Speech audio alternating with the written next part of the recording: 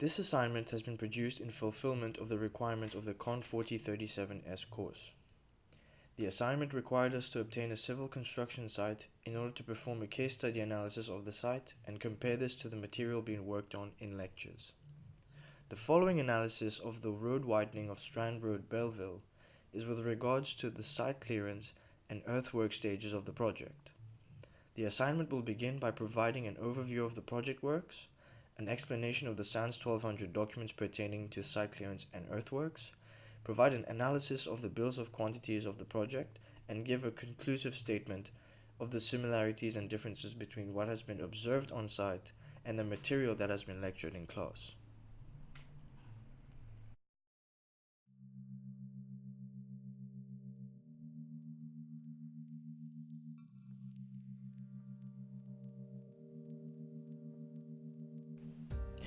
As you can see from the map, the site is found between Bellville Stickland Cemetery and Bellville Technical High School.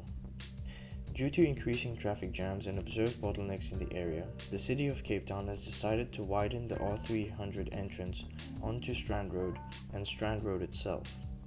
The distance of works approximates a kilometer long of road widening on both sides of Strand Road and an increase of 1 lane on the R300.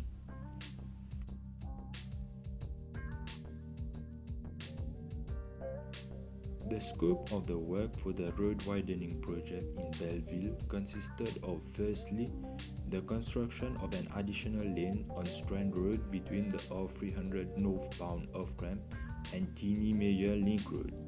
The excavated material obtained for that section of the work was dumped onto the side of the new lane to make up a slope leading to the original ground level. The filling for the new lane was done in layers with lower grade material at the bottom and higher grade at the top, with material grading ranging from G7 being the lowest grade to G1 being the highest. The stockpile for the filling material for the whole project was brought and stored onto site. Due to the fact that Strand Road is an old corridor of the city, being almost 90 years old, there was a 750mm diameter bulk water main pipeline made from cast iron underneath that road. And for that reason, high-frequency vibration compaction could not be used and static compaction had to be used to prevent damage to the pipeline, therefore extending the timeline of the project. Within the scope of the works, there was also the need to relocate the services underneath the existing road, and it had to be done live so as not to interrupt the supply to banks and offices in that area. This was a long process and had to be done in sections, taking almost 6 months to be completed. The street lights on the school side of Strand Road were removed and kept in storage to be used as spares or to be reused elsewhere, and new LED street lights were installed in the middle section of the road where an existing sleeve was found, and therefore avoiding the problem of creating new connection. The existing stormwater catchment was converted into a connecting catchment to the new extension to improve water drainage. On the sloping side of the walkway, semicircular hollow block structures were built in order to protect the existing trails.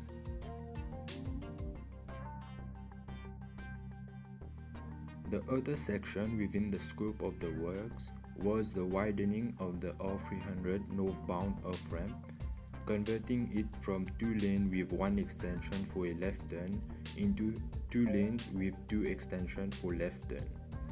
In addition, 2 overhead portal gantries with 3x3 meter and 1 meter deep foundation were erected to fix signage onto them. On the sloping sides of the off-ramp, downshoot drainage system consisting of overlapping precast concrete blocks were constructed in order to deal with rainwater drainage. To prevent erosion on the sloping sides, coconut fiber material was used, allowing vegetation time to grow through it, and as it is a biodegradable material, it will disintegrate within 6 months and the vegetation will then take over as erosion preventing system. Site clearance was measured and priced using the SANS 1200C specifications. Items 8.2.7 and 8.2.8 were items of significance due to the complexity, unpredictability, and cost associated with them. These items were measured to the specifications found in the SANS 1200C. However, when pricing these items, one needs to consider the inaccuracy of existing drawings. Item 8.2.9 was measured as a provisional sum, as the quantities and costs were difficult to predict. Material was either used as backfilling or to level ground that was existingly lower than the road level. Overall, site clearance was measured in a clear and concise manner and followed the regulations fairly accurately.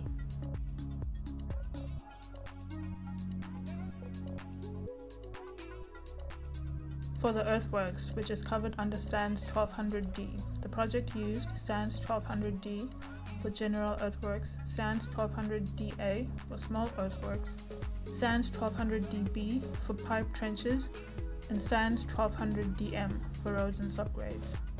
In analysing the bill of quantities, we will be looking at the bill of quantities produced for the project and highlighting any deviations that this document might have to the prescribed format under the SANS 1200 specification document.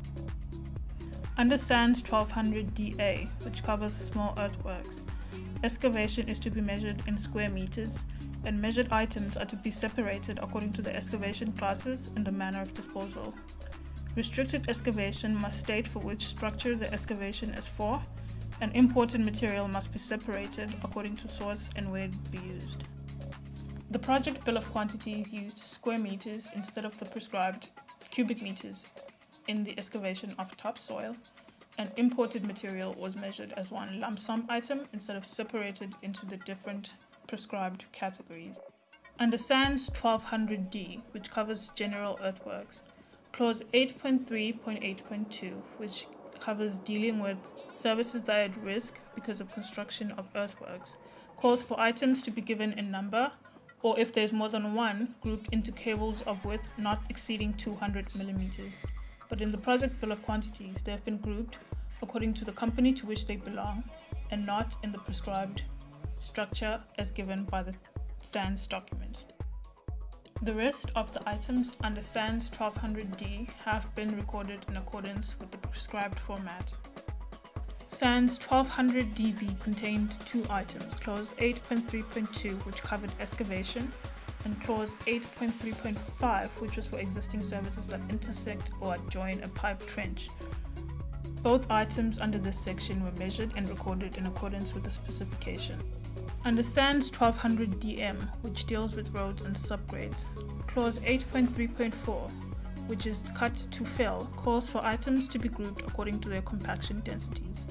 However, in the bill of quantities produced for this project, the items have been grouped in accordance to where they were sourced, and not to the densities to which they will be compacted. This section of the project BOQ contained 5 other items, all of which were recorded in the prescribed format.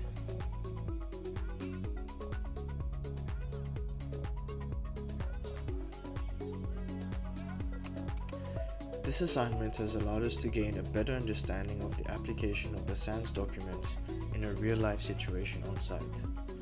Consultations with the resident engineer on site has allowed us to understand how flexible the engineering way of measuring can be. For instance, by making use of different measurement systems on a single project in order to facilitate communication with different industry sectors. From the analysis of the bills of quantities, we find that engineers use the SANS document as a guiding tool instead of a rigid format for communication. Many of the clauses from both the SANS C and D were found to deviate from the standards of measurement, but communication of the works to be performed was still clearly legible.